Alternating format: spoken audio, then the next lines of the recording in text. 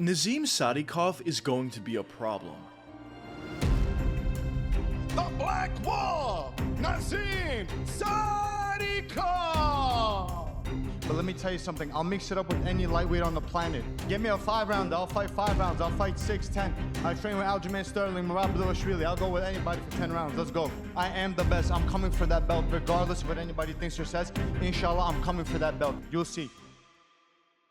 Sadikov is fighting on the prelims of UFC 323, and although a lot of fans aren't too familiar with Nazim Sadykov, I'm here to tell you he's not only going to be a problem for the lightweight division, but he's going to be a problem for the rest of the UFC. But quickly, before we get the video started, my name is JuicyMMA, I make opinionative MMA content, and if you guys enjoy videos similar to this, hit that subscribe button, as only 10% of you watching are actually subscribed. And also, if you guys want to support the channel even more, be sure to hit that join button. For members only live streams, best bets, discounted merch, and additional perks as well. And of course, this all comes at you starting at just 99 cents. But anyways, let's get into it.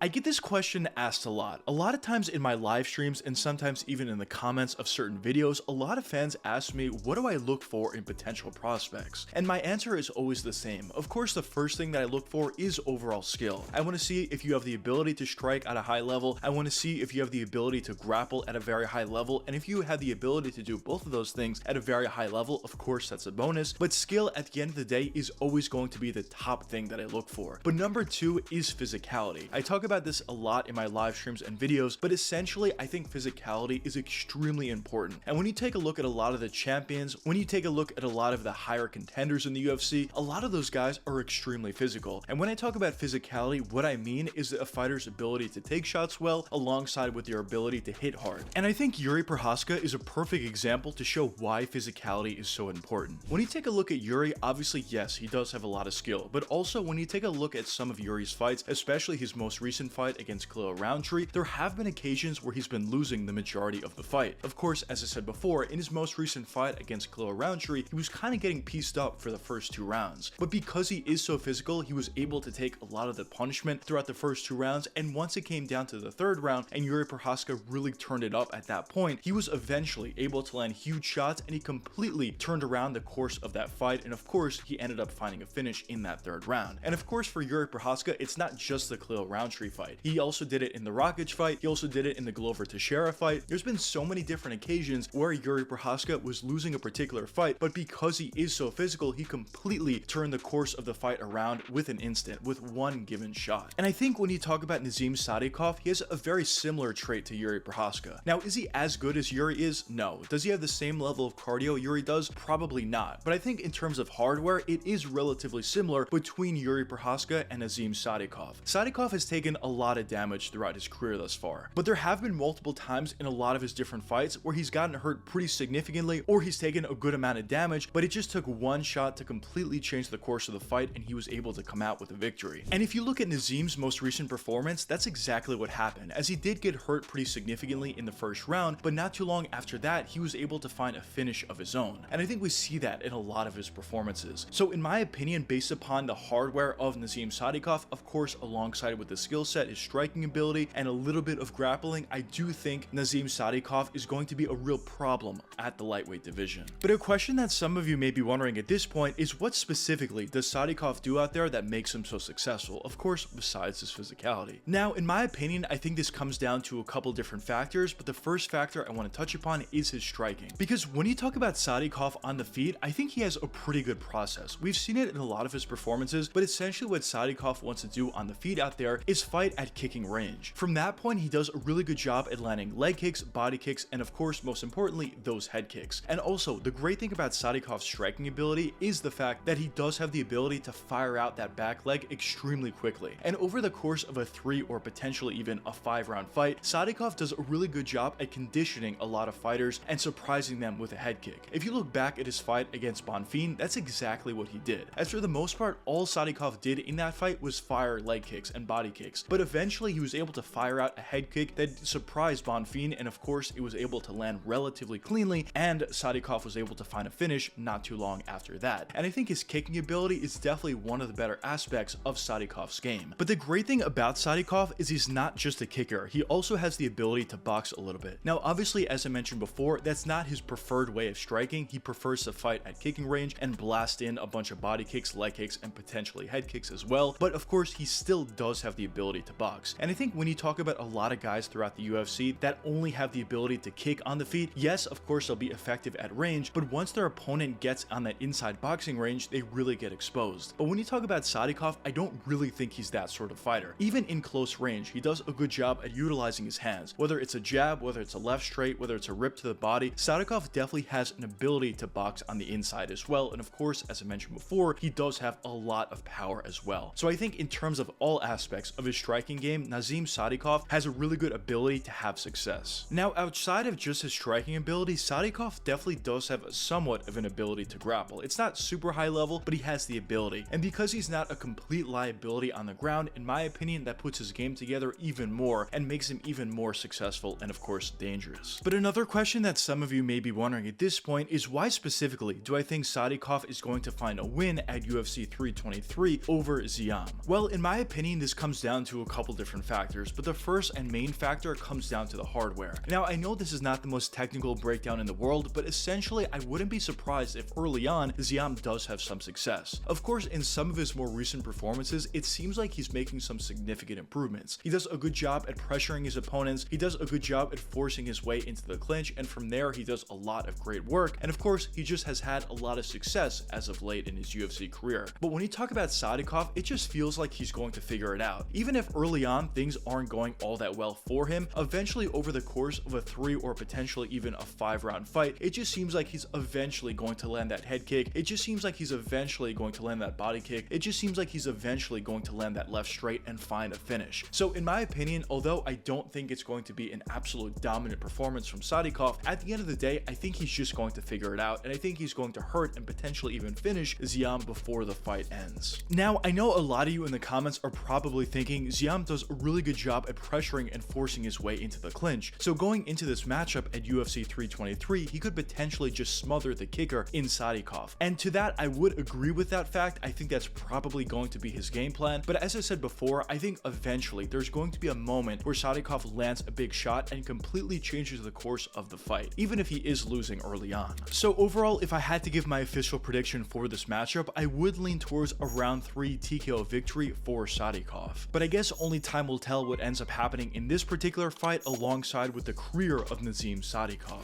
But anyways, let me know what you guys think in the comments. Do you think Nazim Sadykov has a real chance to be a problem at 155, or do you not think so? But anyways, I hope you guys enjoyed the video, and if you did enjoy, check one of these 2 videos popping up now, and until the next time, peace out guys.